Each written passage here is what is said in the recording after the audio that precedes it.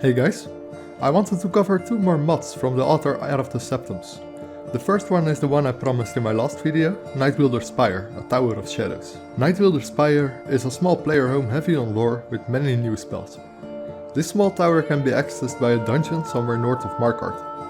Upon entering the tower you find a new book with information about the tower.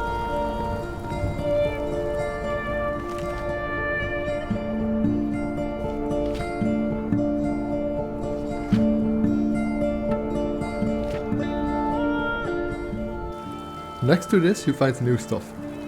With this stuff you can control, change and expand the tower. Going through the first portal we arrive in the main hall.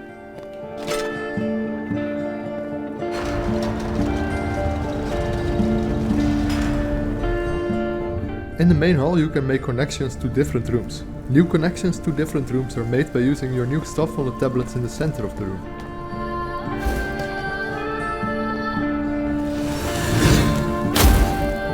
Making connections to rooms require shadow orbs. To make these shadow orbs you will need soul gems. These shadow orbs are also made at the center of this room. Once you made the right amount of shadow orbs and connected the other rooms, you can travel from one room to the other by using the portals in each room. I'll show each room and its functions here, and end with the arcanery, where one can make new shadow-based spells. Inside the bedroom you find a new outfit suited for a shadow mage.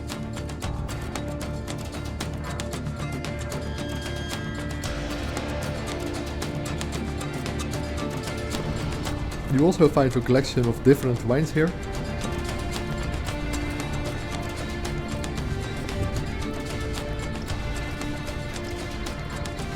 And if you wish you can make a shadow mirror to change your appearance.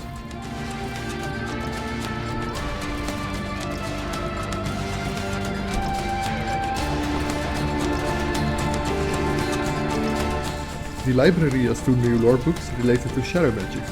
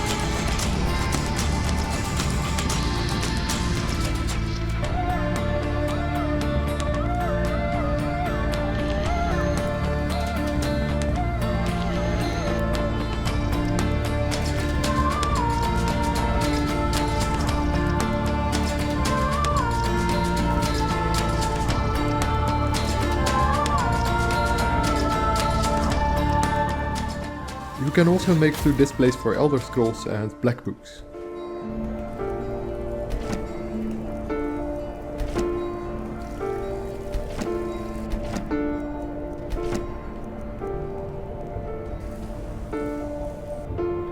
Inside the Atronach area you can make various Daedra, fight each other or fight them yourself.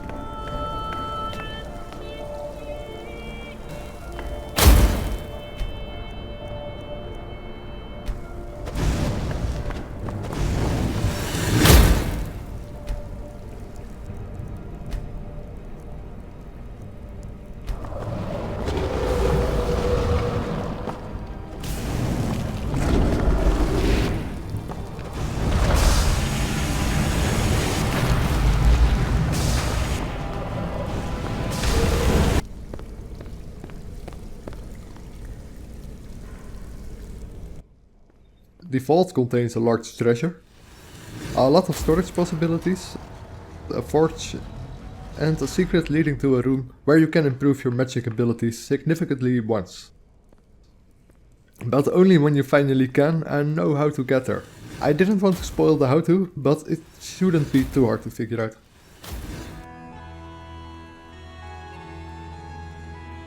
Another place you can access with these portals is the roof.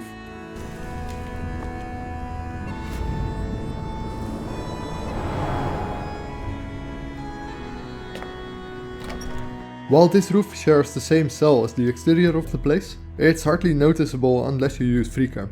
I've seen tons of mods, but never really seen anything quite like this. I can't really put a finger on the lighting here, it's somewhat black-whitish. I find it very nicely done indeed. Another lore book can be found here with information about the star tooth you see here. Overall a very unique looking room.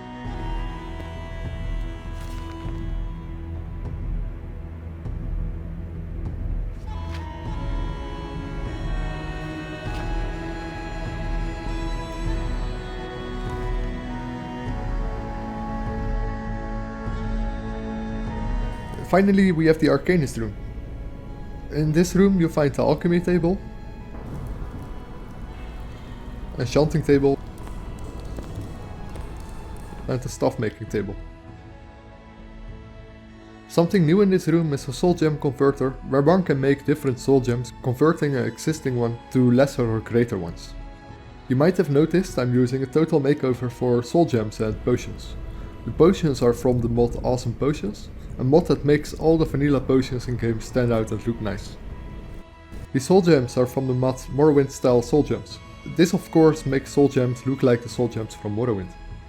It actually took me a while to get used to these two, but it's something refreshing. These aren't from Heiroftheseptems, but I thought I might as well mention them.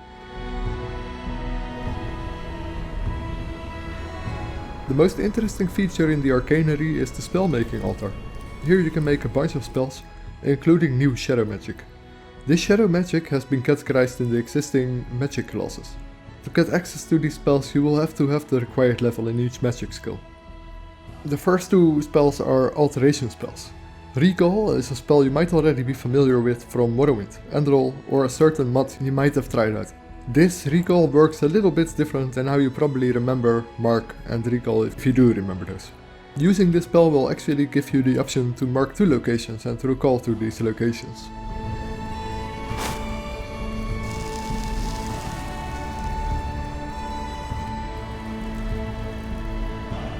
You can also use it to teleport to different cities or other special locations.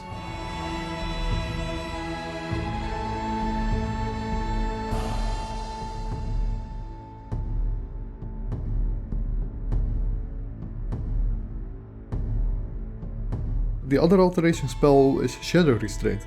This causes an enemy to get paralyzed. A powerful spell, but it costs a lot of magicka. Shadow Magic adds 6 new destruction spells. These are Leech Health, Leech Magicka and Leech Stamina. This absorbs 10 of the attribute per second. A more powerful variation of these Leech spells are the Absorb Health, Absorb Magicka or Absorb Stamina. This absorbs 50 of either health, magicka or stamina. But this is cast as a bolt and the leech effects are cast continuously.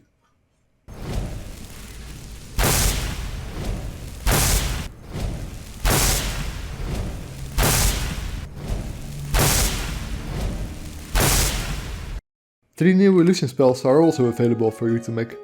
Shadow Sight is cast on a target. After it's cast on someone or something, you can detect it through any walls, much like a Detect Life spell. The difference is that this can be used on any target. Unlike Detect Life, this can be used on non-living creatures like Dwemer creations and undead. The range from where you can see the target with Shadow Sight also extends the range of that of Detect Life. This spell stays active for 2 minutes. Another spell is Mind Shadow. This makes you invisible to whomever it is cast on for 2 minutes. Affected enemies can still hear you though. Of course these spells don't make the target aggressive.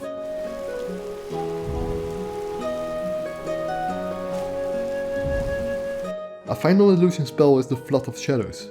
Probably the strongest spell you can use with these shadow magics. This covers the world in a shadow, making you completely invisible for 1 minute and leaving the game look very dark looking.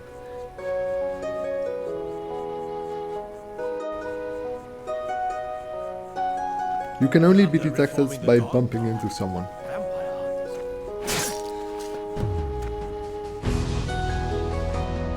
It's a very fun spell, I just hope it's visible on YouTube. I already turned the brightness level to its max.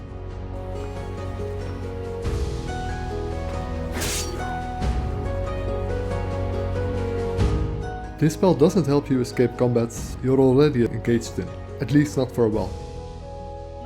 Then there are 3 more spells in the Restoration class, suitable for assistance of allies. Shadow Ward is cast on an ally, and that ally will get 50 more armor and 50% magic resistance for 60 seconds. Listener! The Absorption Cloak is another spell meant to cast on your ally. This cloaks your ally, absorbing 5 health, stamina and magicka from any enemy nearby that ally.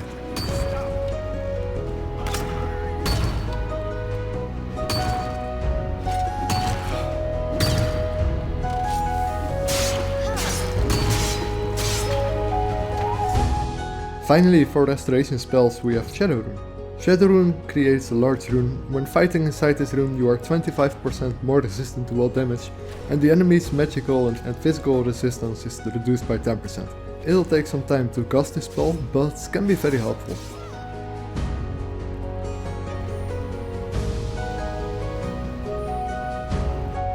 New summon spells can be made here too. These obviously categorize in the conjuration skill. The Summon Shadow is a spell that summons your own shadow to help you in combat. This isn't a very strong summon, but it should take some hits for you and deal some damage.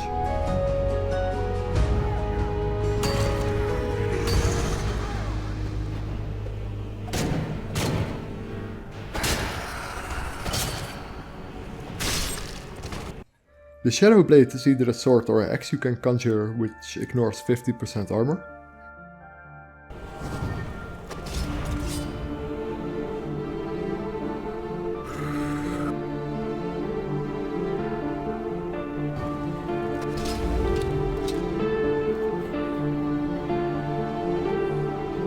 And finally you can summon a Umbra Cat, a Shadow of Conflict for 2 minutes. For those who know a bit about the lore, or for the very few who are lucky enough to have played Shadow Play on a Nokia N-Gage back in the day, it's no surprise this creature is incredibly powerful. It'll cast Absorb health spells and occasionally summons extra shadows. It would have been nice if the Umbra Cat was immortal, as the original Umbra Cat could not be harmed by mortal means. It was a little bit odd to me to see it being defeated by 5 bandits, while Jaeger and Bergen Azul couldn't even control the original Umbra Cat. If the Umbra Cat would be more powerful, it would probably feel way too overpowered. If you wish to know a little bit more about the lore on Shadow Magic and the Umbra Cat, look for subjects like Umbra Cat, Bergen Azul, Jaeger and Azra Nightwielder. There is some interesting lore to be found searching for these characters. You could even try to find parts of footage from the Elder Scrolls Travels Shadowkey, although I doubt quality content is found on YouTube for that game. Knowing just a little bit about the lore, this complete tower makes a lot more sense. I said it before in my last video, but Heiroftheseptems really seems to know his lore. His mods expand on this in an interesting way. It's all made in a lore-friendly and immersive way. It's a unique tower with some great extra features, some interesting spells to obtain, and a piece of great lore behind it. There's one more mod that has been released very recently by Heiroftheseptems called Reach Magic.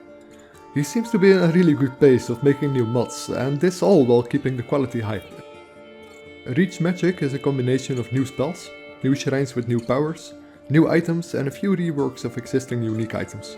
Reach Magic felt very suited for Druid or Nature Mage characters to me. The 7 new spells included in this mod, which I'll go over first, are for alteration users. All of the tomes to these spells can either be found from Forthorn or Briarhouse. There is also a guaranteed location to where these spells can be found. I won't show the guaranteed locations here, but it's revealed in the description of the mod on the mods page. The first spell is the Corruption Bolt. This causes 35 damage and drains the target of their strongest attribute 3 points for 20 seconds. The Tangling Vines are thorny vines that cause 20 points of bleed damage per second to the enemy. These vines emit from the ground wherever you cast them. You can summon a Corrupted Spriggan that will fight for you for 60 seconds with the spell Corrupted Spriggan.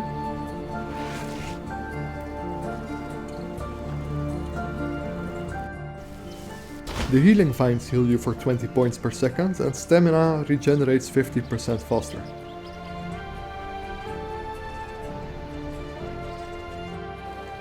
The Briar Sapling is a new spell that lets you grow a briar tree sapling from the corpse of an enemy.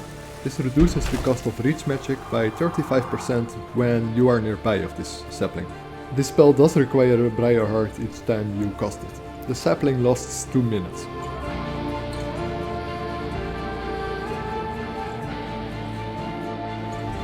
The Harness Dead drains the leftover magicka from corpses nearby. This restores 60 magicka per corpse.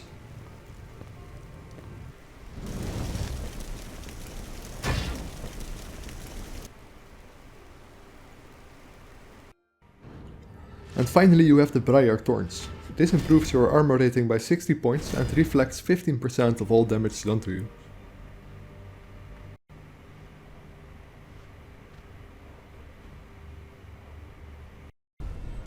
Besides these spells, there are a number of new interesting shrines to visit around Skyrim. These shrines offer a new power which can be used once before having to revisit these shrines. You can only have one shrine power active at a time. Again, I don't spoil the locations, but the description of the mod will tell you if you like to know. I guess some might recognize the location when they see it there anyway though. The first one is the Shrine of Red Eagle. Here you find a power that increases your one-handed by 50% and its weapon speed by 25%. This power is active for 120 seconds after you activate it. The Shrine of the Matriarch gives you the voice of the Matriarch. Enemies nearby are feared for 30 seconds and any allies you have with you will be rallied.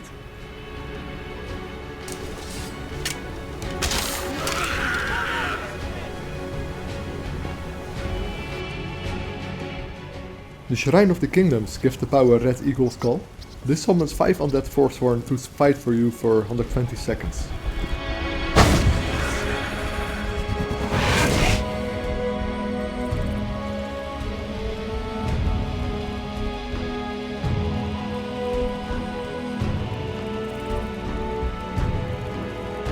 The Shrine of the Briar Hearts restore 15 health, magicka and stamina per second for a duration of 30 seconds. Heart of Thorn, bones of the wild, and life forsworn. Rise from death, blood of our blood.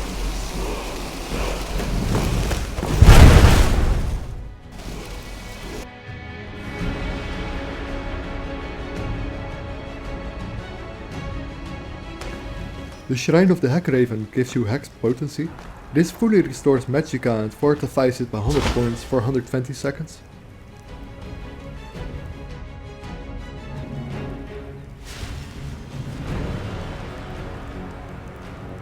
And then you can visit the Shrine of Corruption, which gives you the power Nature's Corruption. This permanently grows a briar tree. You can harvest 3 briar hearts from this tree each day.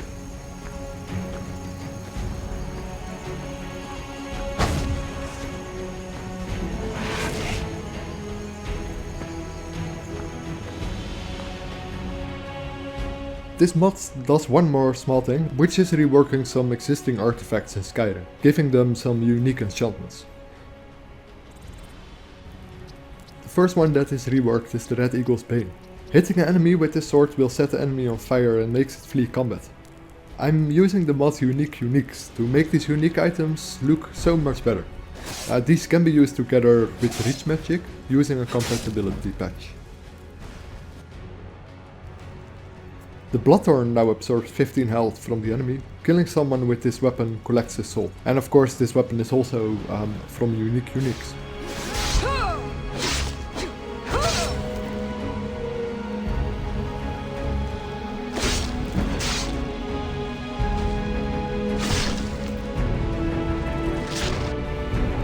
The Nettlebane is now converted to be a deadly tool against Spriggans. Hitting one with this nature unfriendly blade makes the Spriggan corrupt, making it allied towards you. If you already corrupted the Spriggan hit by this weapon will simply be insta-killed.